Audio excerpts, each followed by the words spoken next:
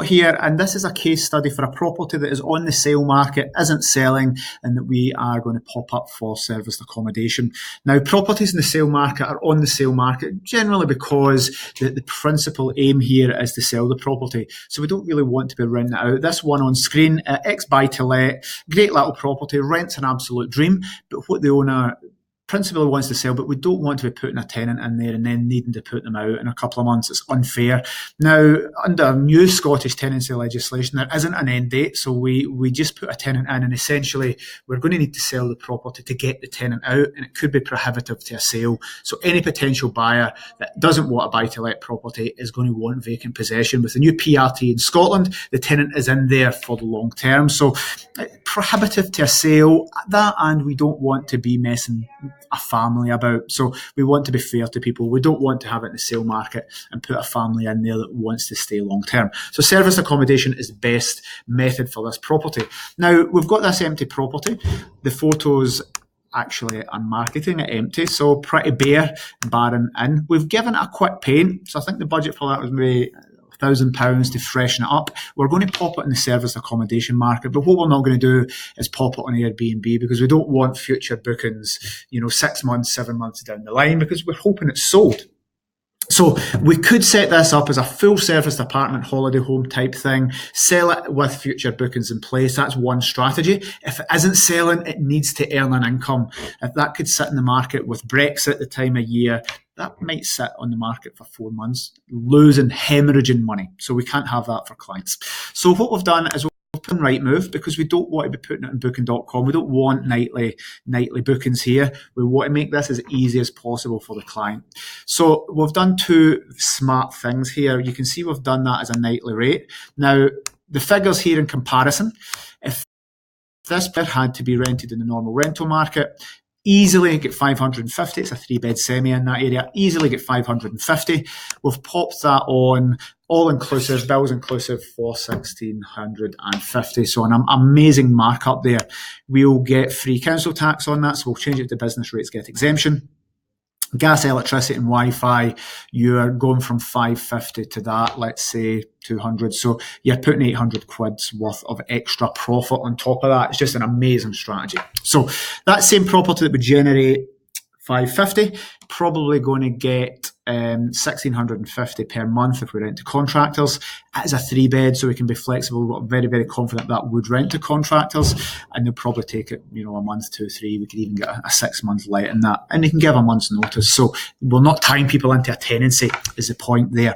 So that's what we've done. So we're probably going to make 700 quid a month extra doing serviced accommodation versus normal buy-to-let. And I know this because that area, that we always get 550 in that, and we know we do corporates in that area all the time. So we're making 700 quid extra profit with no tenancy issues here. So that's smart move number one. Second one is we've not furnished this, so it's no point spending £5,000 furnishing it to a good standard. It sells before we get a guest, because as I record this, it's the week before Christmas. So we're not going to furnish this before Christmas, just in case something happens and we sell it. We're going to use the furnisher company called Property Stagers. Now, their furnishing, as we see, these are stock photos of previous units we rent as SA. That's obviously the kitchen to make it real. These are pictures of the bedrooms. So we haven't spent £7,000 furnishing this yet. However, I think the quote for that might be 5,000. We will get quality furnishings. It's the same sofas, different pictures, the same quality stuff we're putting in, but these aren't the pictures. So we're never going to rent a property on corporate with empty pictures. Perhaps you could, but we want to stage it and make it look as good as possible. So what we're doing here is setting the scene. And if somebody phones up, I will be honest with them and say, guys, it's the same company that's furnishing it. We will furnish it to your taste. We haven't done it yet because we don't know whether you want doubles or singles. And again, this isn't, the owner might keep that for years. We never know. But this is a short-term measure to just until it sells. So if it's a 3-4 month thing till the market picks up, as I record this, it's December, hitting the Easter time, summertime, it'll sell. It's a family house. It will definitely sell. So just the wrong time of year, but we could get probably, let's say, we're netting £1,400 profit out of that. So we'll be leaving with £1,400 profit. And I think the guy's mortgage is 150. So yeah, massive returns for an ex-local authority. So once we get the photos and furnish it, we will furnish it. We'll put the photos of the actual property in. But I don't want to wait because it's Christmas. I don't want to wait 2-3 weeks for the furnishing company doing it in the second week of January. I want to get that advertised over Christmas and New Year when people might be looking.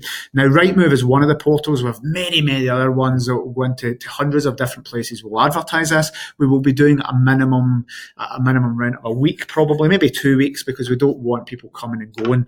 We want longer term contractor or corporate bookings on this. So a few smart things happening here, but this video really goes out to anyone with a property on the market.